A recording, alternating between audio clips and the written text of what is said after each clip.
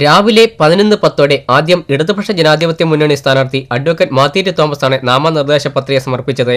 Advocate R Sanalkumar, professor A Lopez, Alex Kannamala, V S. Madhavan Nair, Radhakrishna Panicker എന്നിവർക്കൊപ്പമെത്തിയാണ് sub collector മുമ്പാകെ പത്രിക സമർപ്പിച്ചത്.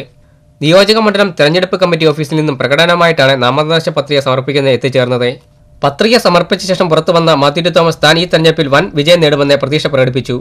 കേരളത്തിലാകമാനം ഇടതുപക്ഷ ജനാധിപത്യ മുന്നണി ഗവൺമെൻറ് നടപ്പിലാക്കിയ വികസനക്ഷേമ പ്രവർത്തനങ്ങൾ, അതിൻ്റെ ഭാഗമായി തിരുവല്ലയിൽ നടന്ന വമ്പിച്ച വികസന നേട്ടങ്ങൾ, ഇക്കാര്യങ്ങളിലൊക്കെ ജനം ക്രിയാത്മകമായി തിരുവല്ലയിലെ പ്രബുദ്ധരായ ജനങ്ങൾ പ്രതികരിക്കുമെന്ന് തന്നെയാണ് എൻ്റെ വിശ്വാസം. ആ വികസന പ്രവർത്തനങ്ങൾ തുടരണമെന്ന് ആഗ്രഹിക്കുന്ന തിരുവല്ലയിലെ നല്ലവരായ ജനങ്ങൾ ഇടതുപക്ഷ ജനാധിപത്യ മുന്നണിക്ക് അനുകൂലമായി തെരഞ്ഞെടുപ്പിൽ വിധിയെഴുതുമെന്ന് തന്നെ ഞാൻ പ്രതീക്ഷിക്കുന്നു. തുടർന്ന് ബി.ജെ.പി. സ്ഥാനാർത്ഥി കെ.എസ്. രാജൻ വർണ്ണാധികാരി മുമ്പാകെ നാമനിർദ്ദേശ പത്രിക സമർപ്പിച്ചു.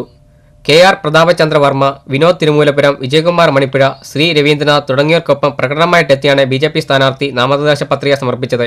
തിരുവല്ലയിൽ ഇത്തവണ ബി.ജെ.പി. വിജയിക്കുമെന്ന് കെ.എസ്. രാജൻ പറഞ്ഞു. തിരുവല്ല നിയോജക മണ്ഡലത്തെ വളരെ പ്രതീക്ഷയോടുകൂടിയിട്ടാണ് കാണുന്നത്. അതുകൊണ്ടാണ് ഭാരതീയ ജനതാ പാർട്ടിയുടെ സംസ്ഥാന ചുമതലയുള്ള ആളെന്നുള്ള നിലയിൽ ഇവിടെ ഈ തെരഞ്ഞെടുപ്പുമായി ബന്ധപ്പെട്ട് മത്സരിക്കുവാനായിട്ട് എന്നെ നിയോഗിച്ചിട്ടുള്ളത്. ഭാരതീയ ജനതാ പാർട്ടി കഴിഞ്ഞ ത്രിതല പഞ്ചായത്തിലൊക്കെ വളരെ കാര്യമായ നിലയിൽ പാർട്ടിയുടെ പ്രകടനം കാഴ്ചവെച്ചിട്ടുള്ള മണ്ഡലമാണിത്.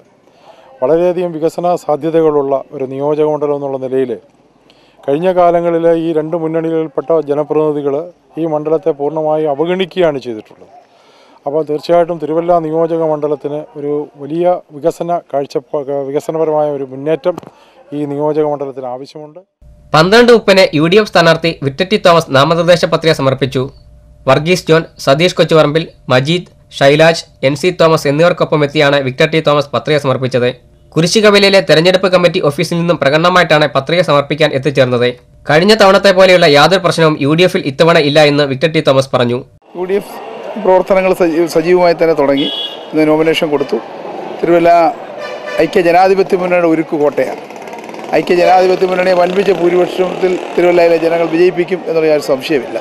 ഇടതുപക്ഷ ജനാധിപത്യ മുന്നണി കഴിഞ്ഞ 5 വർഷത്തെ ഭരണം കേരളത്തിൽ ഇത്രമാത്രം ബുദ്ധിമുട്ടുണ്ടാക്കിയൊരു സാഹചര്യമില്ല. എല്ലാ മേഖലയിലും, പ്രത്യേകിച്ച് കാർഷിക മേഖലയാണ്, അപ്പർ കുട്ടനാട് ഉൾപ്പെടെയുള്ള മേഖലയിൽ കർഷകർക്ക് ഇത്രമാത്രം കെടുതി ഉണ്ടാക്കിയൊരു ഗവൺമെൻറ് കേരളത്തിലുണ്ടായിട്ടില്ല.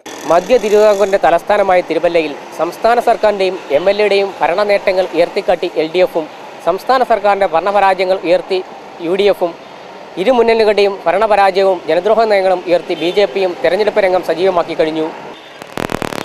ഇടതുപക്ഷ ജനാധിപത്യ മുന്നണി ഏതാണ്ട് വിജയം ഉറപ്പിച്ച മട്ടിൽ തെരഞ്ഞെടുപ്പ് പ്രചരണ രംഗത്തിൽ വള്ളപ്പാടുകൾ മുന്നിട്ട് കഴിഞ്ഞപ്പോൾ തിരുവല്ലയിൽ സീറ്റ് ലഭിക്കാതെ നിന്ന ജോസഫ് പുതുശ്ശേരി മനസ്സു തുറക്കാത്തത് യു.ഡി.എഫ് ക്യാമ്പിൽ നിരാശയും അതുപോലെ ആശങ്കയും ഉയർത്തുന്നു. തിരുവല്ലയിൽ നിന്നും ക്യാമറമാൻ എം.എസ്. സുധീഷിനൊപ്പം CBMC AC ന്യൂസ് തിരുവല്ല.